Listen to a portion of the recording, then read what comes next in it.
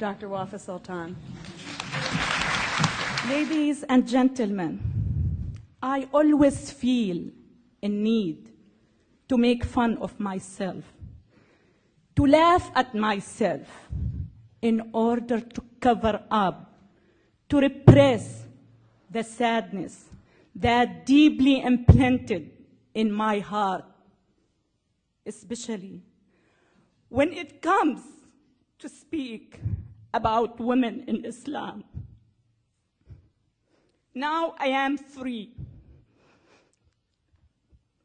but I cannot forget my niece.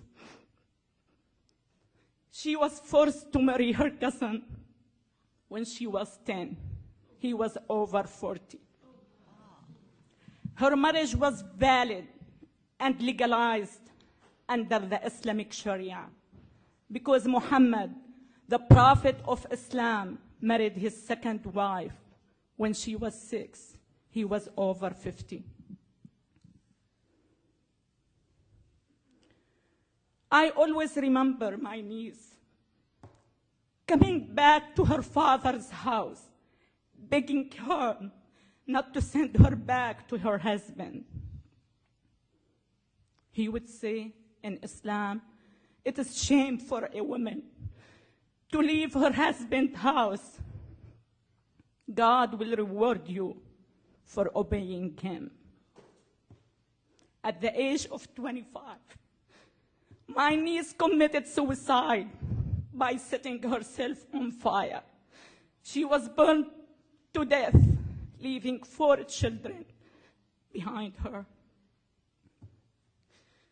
In 2002, the Saudi religious police stopped schoolgirls from leaving a blazing building because they weren't wearing the correct Islamic dress.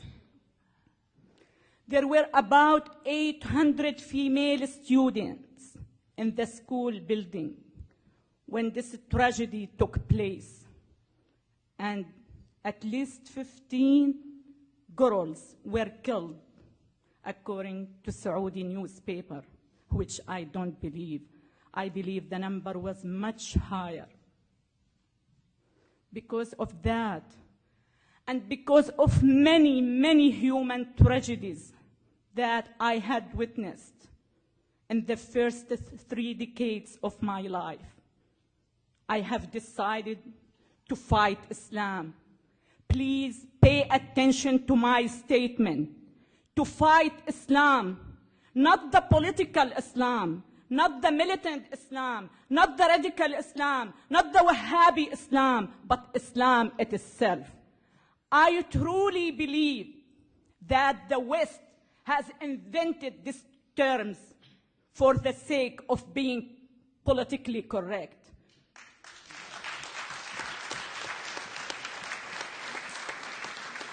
Growing up in Syria, I have never heard but Islam. Islam has never been misunderstood. Islam is the problem, but no one is stating the truth. No one is taking a hard look at the root of the terrorism, which is the brainwashing machine called Islam. Islam is not up to me, is not up to any Muslim man or woman. Islam is exactly what the Prophet Muhammad did and said. In order to understand Islam, you have to read the biography of Muhammad. It is very traumatizing. It is very shocking. He married his second wife when she was 6 years old. He was over 50. I just came back from France. I debated with a Muslim Pakistani woman. She was the Minister of Women in Pakistan. When I told this fact to my audience, she turned to me and she said, "It is a big lie." She was 9, not 6. It sounds like when a policeman stops you because you're driving over 100 miles per hour and you turn to him and say, "It is a big lie. I was driving 90 miles per hour." not 100 miles. She was 9, not 6. He married his second wife. She was his daughter-in-law.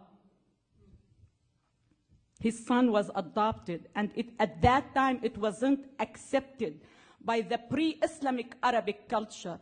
So he turned to his followers and he said, I was told by God that adoption is forbidden. And adoption, believe it or not, has been forbidden in the Islamic culture, just to justify his marriage of his daughter-in-law. His third wife was Safiya. She was a Jewish woman. It was well documented, well written in our school book, that he attacked her tribe. He killed her father, her brother, and her husband at the same day he slept with her. That's what I call Islam. You need to know, you need to understand that Islam is the problem. I am sick and tired of people here in the West asking me to soften my message. I am sick and tired of people asking me, are you trying to change 1.3 billion people? Yes, I am trying. Yes, I am.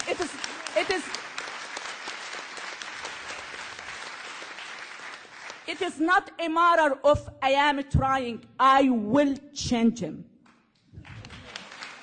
I want you to know that the very first value I learned when I came to this great country, that you can do the impossible if you truly believe in yourself. I not only believe in myself, I believe in many million Muslim women like Nooni Darwish and Ayaan Ali. And we are working hand in hand to change 1.3 billion Muslims. They have to realize that they have only two choices: to change or to be crushed.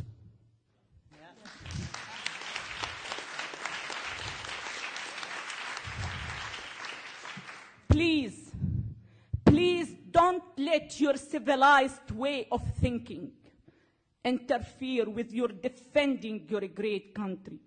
Please, please defend your values. Please defend your freedoms. Defend the heaven you are living in. Don't take anything for granted. I don't. I enjoy every single moment of my American life. Just walking down the street by myself without being accused of being a whore is a bliss for me. Just chatting with my next door male neighbor without being accused of committing adultery is a bliss for me. Having a cup of coffee at Starbucks by myself is a bliss. Please, please don't take anything for granted. Please defend this beautiful country. My dream is to see my country, Syria, as free as America, not the other way around.